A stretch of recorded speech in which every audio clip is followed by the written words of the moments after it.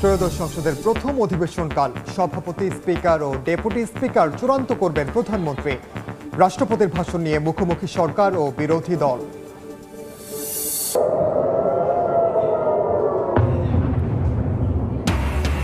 Iran Israel সংঘাত অব্যাহত, Hormuz প্রণালীতে mine বসাচ্ছে তেহরান। ভয়াবহ পরিণতির হুঁশিয়ারি ট্রাম্পের। যুদ্ধে বিপুল অর্থ খরচে উদ্বিগ্ন নেতানিয়াহু। বাড়তি তেল নেয়ার প্রবণতা থামছেই না। চট্টগ্রাম বন্দরে খালাস হচ্ছে ডিজেল। বিভাগীয় শহরে সরবরাহ বাড়ানোর ঘোষণা। পাম্পে সেনা মোতায়েনের দাবি মালিকদের। ট্রাইব্যুনালের সাবেক প্রসিকিউটর সাইমুম রেজার ঘুষকাণ্ডের অভিযোগের তদন্ত শুরু। ইন্টারনেট বন্ধ করে হত্যাযজ্ঞের মামলায় জয় পলকের বিরুদ্ধে সাক্ষ্য গ্রহণ।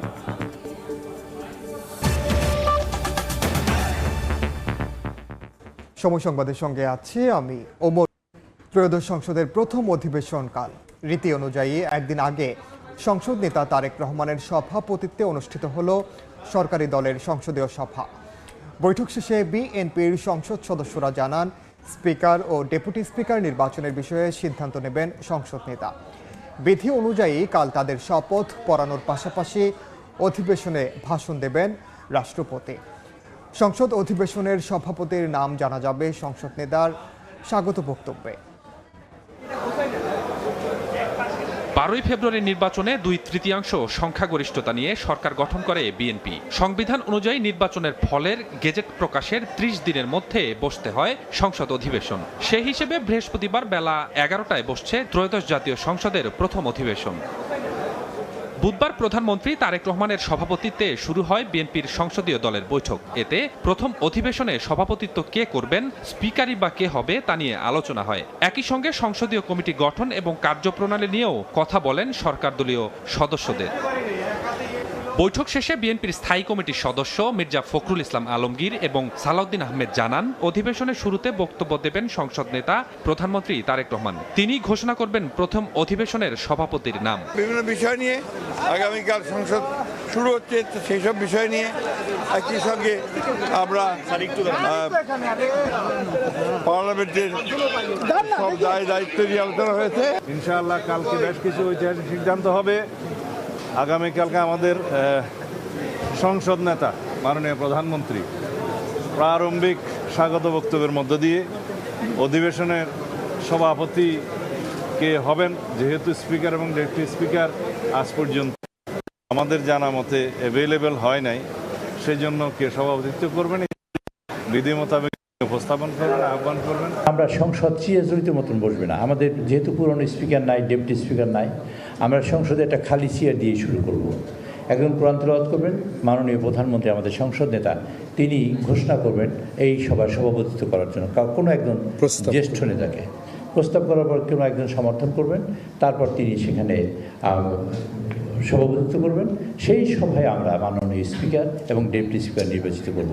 সাধারণত ক্ষমতাসীন দল থেকে স্পিকার, ডেপুটি স্পিকার নির্বাচিত হয়ে থাকে। তবে এবার ডেপুটি স্পিকারের পদটি বিরোধী দল বাংলাদেশ জামাতে ইসলামকে দেওয়ার প্রস্তাব দিয়েছে বিএনপি। সালাউদ্দিন জানান, বৃহস্পতিবার ঘোষণা হবে স্পিকার ও ডেপুটি স্পিকারের নামও। তাদের শপথ পড়াবেন রাষ্ট্রপতি। সংসদের বিধি মোতাবেক যে সমস্ত স্পিকার এবং ডেপুটি স্পিকারকে গ্রহণ করাবেন রাষ্ট্রপতি, এরপরে আবার অধিবেশন বসবে। সংসদে যে সমস্ত অর্ডিন্যান্সগুলো প্লেস করার কথা, উত্থাপন করার কথা 133টি অধ্যাদেশ আইনমন্ত্রী উত্থাপন করবেন এবং এরপরে রাষ্ট্রপতির ভাষণ হবে। জাতীয় সংসদ অধিবেশন বসুক, তারপরে জনপ্রত্যাশা নিয়ে আমরা কথা বলবো এবং শহীদের আকাঙ্ক্ষা পূরণের জন্য আমরা কথা বলবো এবং সমস্ত কিছু জুলাই জাতীয় সনদে যা কিছু আমরা সম্মত হয়েছি সব কিছু আমরা ধারণ করবো ইনশাআল্লাহ। সভাপতি, স্পিকার, ডেপুটি স্পিকার নির্বাচিত হওয়ার পর বসবে মূল অধিবেশন। উত্থাপন হবে অন্তর্বর্তী সরকারের সময় হওয়া 133টি অধ্যাদেশের।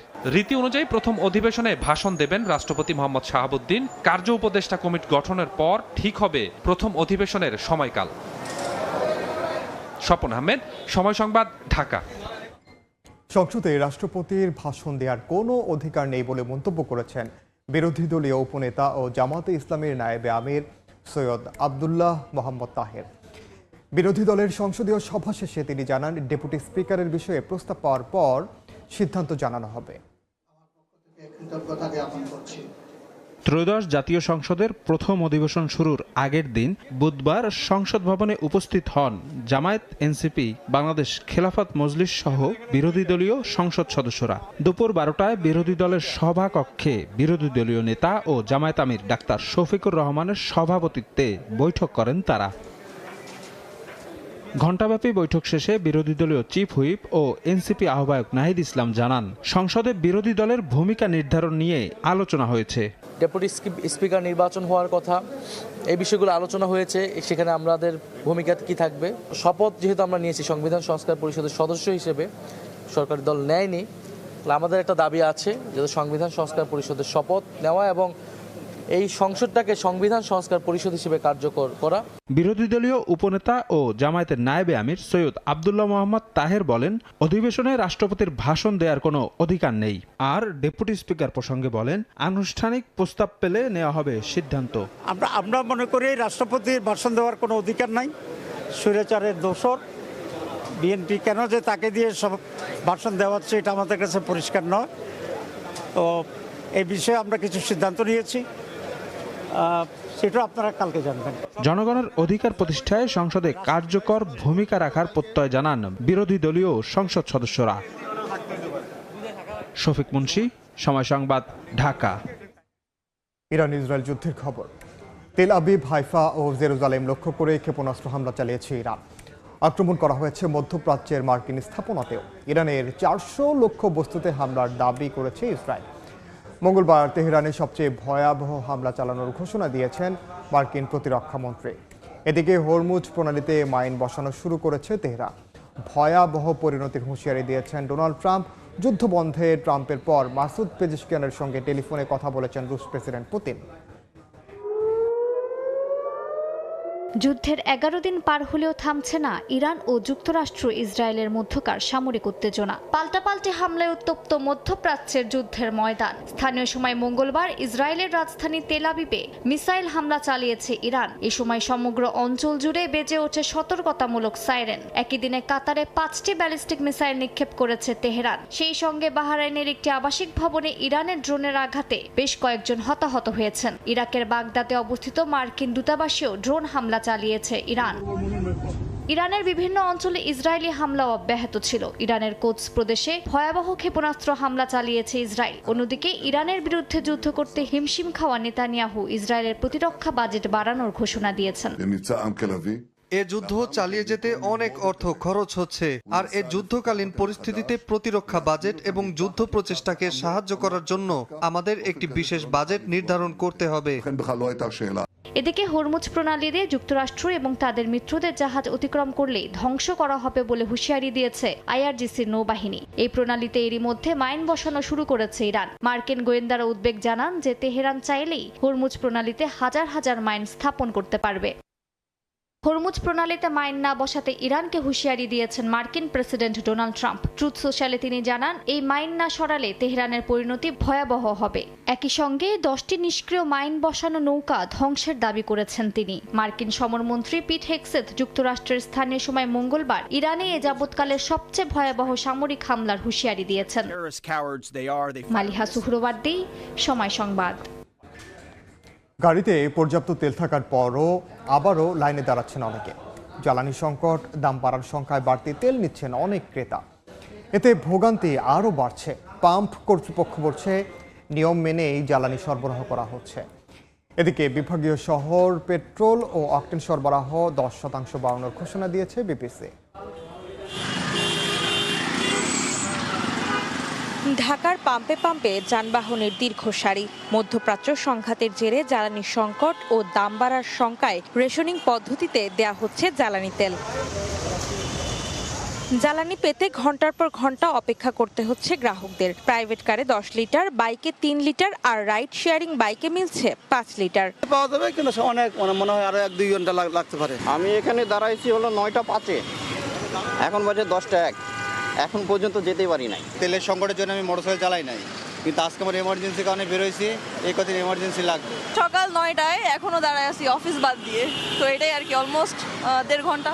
আমরা তেলই নিতে পারি নাই, অফিসে যাবো কিভাবে? মহাকালীর ওইখান থেকে লাইন ধরছি, এই পর্যন্ত আসতে 3 ঘন্টা লাগবে। পাম্প কর্তৃপক্ষ বলছে জ্বালানির যথেষ্ট মজুত রয়েছে। গাড়িতে পর্যাপ্ত তেল থাকার পরও আবারও লাইনে দাঁড়ানোয় বাড়ছে জটলা। একদম সেই মহাখালীর ডালের থেকে এই পর্যন্ত সিরিয়াল দিয়ে আসছি, ওইখান থেকে সময়টুকু লাগলো। শাইন কলেজে ওখানে দাঁড়িয়েছিলাম, 1.5 ঘন্টা পরে এখানে এসে তেলটা পেলাম। আমাদের তেল নিতে অনেক কষ্ট হচ্ছে, নিচ্ছি, চলতে তো হবে গাড়ি। 2 ঘন্টা যাবত লাইনে দাঁড়িয়ে আছি, তেল পাচ্ছি না। 3 দিন পরে আসলাম আর কি। রোজার ভিতরে অনেকক্ষণ দাঁড়িয়ে থাকার জন্য অনেক কষ্ট হচ্ছে। চাহিদা মতো আমরা পেয়ে যাচ্ছি, আর সরকারি যে প্রজ্ঞাপন আছে সেই প্রজ্ঞাপন অনুসারে আমরা দিতে পারছি। তবে এখনো স্বাভাবিক পর্যায়ে আসে নাই, এখন যথেষ্ট পরিমাণ চাপ রয়েছে, আমাদের কোনো অসুবিধা হচ্ছে না। এদিকে বিভাগীয় শহরগুলোতে পেট্রোল ও অকটেনের সরবরাহ 10% বাড়ানোর ঘোষণা দিয়েছে বাংলাদেশ পেট্রোলিয়াম কর্পোরেশন। অন্তরা সেন, সময় সংবাদ, ঢাকা। সময় সংবাদে আরও থাকছে। কাগজের প্রতিষ্ঠান খুলে ঋণ নিয়ে 25 কোটি টাকা আত্মসাৎ। সাবেক ভূমিমন্ত্রী সাইফুজ্জামান জাবেদ সহ 36 জনের বিচার শুরু, 8 আসামিকে কারাগারে প্রেরণ।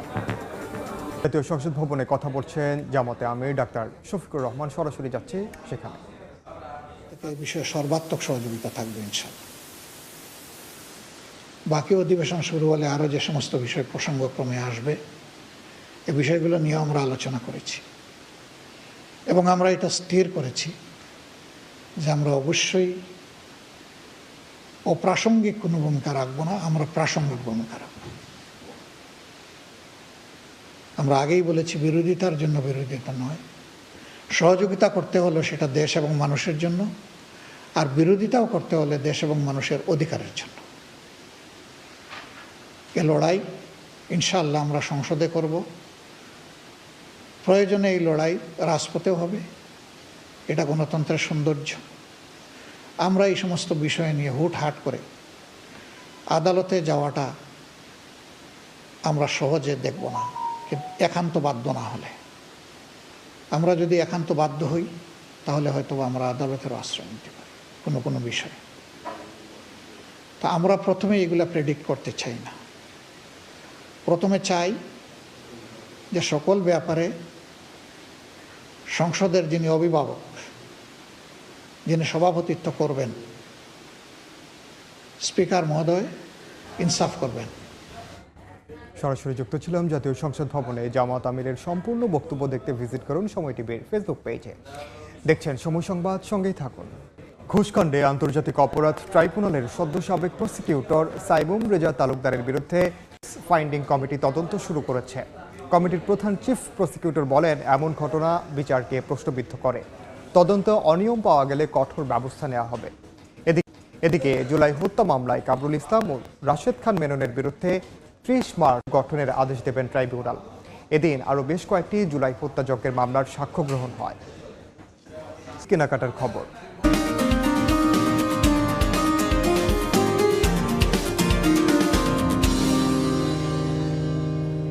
রাজধানীতে জমে উঠেছে ঈদ কেনাকাটার সবশেষ খবর জানাতে এই মুহূর্তে বসুন্ধরা শপিং কমপ্লেক্সে আছেন সহকর্মী জিন্নাতারা যশোয়া। সরাসরি যাচ্ছে তার কাছে। রমজানের শেষের দিকে এসে রাজধানীর বিপণী বিতানগুলোতে একদম জমজমাট অবস্থা। কেনাকাটা করছেন রাজধানীবাসী। একদম বলা যায় শেষ দিকে এসে অনেকেই আজ প্রথম আসছেন কেনাকাটা করতে, আবার অনেকেই তাদের পোশাক কেনার পালা চুকিয়ে আনুষঙ্গিক অন্যান্য জিনিস কিনছেন। এখন আমরা দেখতে পাচ্ছি যে অনেকে আছেন যারা ব্যস্ততার কারণে রমজানের শুরুর দিকটাতে পোশাক কেনাকাটা করতে পারেননি, তারা পরিবার পরিজন সহ কেনাকাটা করতে এসেছেন। আমরা ক্রেতাদের সঙ্গে কথা বলেছি, তারা আমাদেরকে বলছিলেন যে এবার আবহাওয়ার কথা মাথায় রাখছেন, তারা মাথায় রেখে তারা আরামদায়ক পোশাক কিনছেন, দেশীয় ধাঁচের পোশাক তারা কিনছেন। ফেব্রিক্সের ক্ষেত্রে সুতি কিংবা আরামদায়ক অন্যান্য কটনের তারা পোশাক তাদের পছন্দের তালিকায় শীর্ষে রাখছেন এবং কিছু কিছু ক্ষেত্রে যারা পরিবারের ছোট সন্তান আছেন, যারা শিশু যারা আছেন, তাদের জন্য গর্জিয়াস পোশাক তারা কিনছেন। এবং যেসব পুরুষ ক্রেতা আছেন, পুরুষরা বলছেন যে তারা পাঞ্জাবির ক্ষেত্রে একদম সুতি ফেব্রিককে প্রাধান্য দিচ্ছেন এবং হালকা কাজের পাঞ্জাবিকে প্রাধান্য দিচ্ছেন আবহাওয়ার কথা মাথায় রেখে। এবং বিক্রেতারা যেমনটা বলছেন যে এবছরও তারা প্রতি বছরের ন্যায় নানান ধরনের নতুন নতুন কালেকশন তারা এনেছেন এবং সব কালেকশনেই তারা চেষ্টা করেছেন যেন ক্রেতাদের আরামদায়ক যে পোশাক কেনার যে প্রাধান্য ক্রেতারা সবসময় দেয় সেই বিষয়টিও তারা মাথায় রাখার চেষ্টা করেছেন এবং নতুন নতুন বেশ কিছু ডিজাইনের পোশাক তারা নিয়ে এসেছেন এবং দামের ক্ষেত্রেও তারা বলছেন যে অন্যান্য বছরগুলোর তুলনায় দাম যতটা ক্রেতাদের সাধ্যের নাগালে রাখা যায় সেই চেষ্টা বিক্রেতারা করেছেন এবং ক্রেতাদের মধ্যেও কিন্তু সেই দাম নিয়ে মিশ্র প্রতিক্রিয়া রয়েছেন। কেউ কেউ বলছেন যে দাম নিয়ে তারা সন্তুষ্ট, সাধ্যের নাগালে রয়েছেন এবং পোশাকের মান নিয়েও অনেকেই সন্তুষ্টি প্রকাশ করেছেন। তবে কিছু কিছু ক্রেতা পাশাপাশি তাদের দামের দিক থেকে কিছুটা অভিযোগ ছিল এবং পোশাকের মান নিয়েও বরাবরের মতো কিছুটা অভিযোগ আমরা দেখতে পাচ্ছিলাম। তবে এখন এই মুহূর্তে ক্রেতারা আরামদায়ক এবং শেষ মুহূর্তের সাইজ মিলিয়ে কেনাকাটাটা করার চেষ্টা করছেন এবং এখন পর্যন্ত বিপণী বিতানগুলোতে বেশ ভালোই ক্রেতা সমাগম আছে। তবে ইফতারের পর এই ক্রেতা সমাগম আরও বাড়ার প্রত্যাশার কথা জানাচ্ছেন বিক্রেতারা। এখন পর্যন্ত আমার কাছে এই ছিল রাজধানীর ঈদ কেনাকাটার খবর। রাজধানীর বসুন্ধরা শপিং কমপ্লেক্স থেকে ঈদ কেনাকাটার খবর জানাচ্ছিলাম সহকর্মী যশোর কাছ থেকে। দেখছেন সময় সংবাদ। বাংলাদেশ পাকিস্তান প্রথম ওয়ানডে ম্যাচ দেখতে মিরপুরের হোম অফ ক্রিকেটে গেছেন প্রধানমন্ত্রী তারেক রহমানের মেয়ে জাইমা রহমান। মিরপুর স্টেডিয়ামে পৌঁছালে জাইমা রহমানকে অভ্যর্থনা জানান যুব ও ক্রীড়া প্রতিমন্ত্রী আমিনুল হক। এ সময় সেখানে ছিলেন বিসিবি পরিচালনা পর্ষদের সদস্যরা। দীর্ঘ 11 বছর পর দ্বিপাক্ষিক ওয়ানডে সিরিজে মুখোমুখি হয়েছে বাংলাদেশ ও পাকিস্তান। সিরিজের প্রথম ম্যাচ মাঠে বসে উপভোগ করছেন প্রধানমন্ত্রীর মেয়ে। তার সঙ্গে আছেন আরাফাত রহমান কোকর, 2 মেয়ে জাহিয়া ও জাফিয়া রহমান। এর আগে যুব ও ক্রীড়া প্রতিমন্ত্রী মিরপুর স্টেডিয়ামে পৌঁছালে তাকে ফুল দিয়ে স্বাগত জানান BCB cricket operations chairman.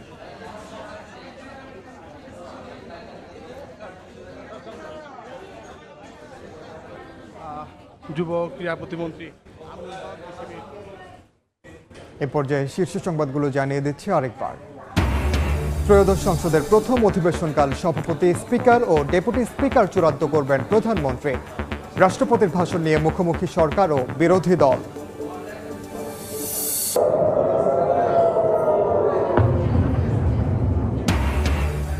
Iran Israel সংঘাত অব্যাহত, হরমুজ প্রণালীতে মাইন বসাচ্ছে তেহরান। ভয়াবহ পরিণতির হুঁশিয়ারি ট্রাম্পের। যুদ্ধে বিপুল অর্থ খরচে উদ্বিগ্ন নেতানিয়াহু। এবং বাড়তি তেল নেয়ার প্রবণতা থামছেই না। চট্টগ্রাম বন্দরে খালাস হচ্ছে ডিজেল। বিভাগীয় শহরে সরবরাহ বাড়ানোর ঘোষণা। পাম্পে সেনা মোতায়েনের দাবি মালিকদের।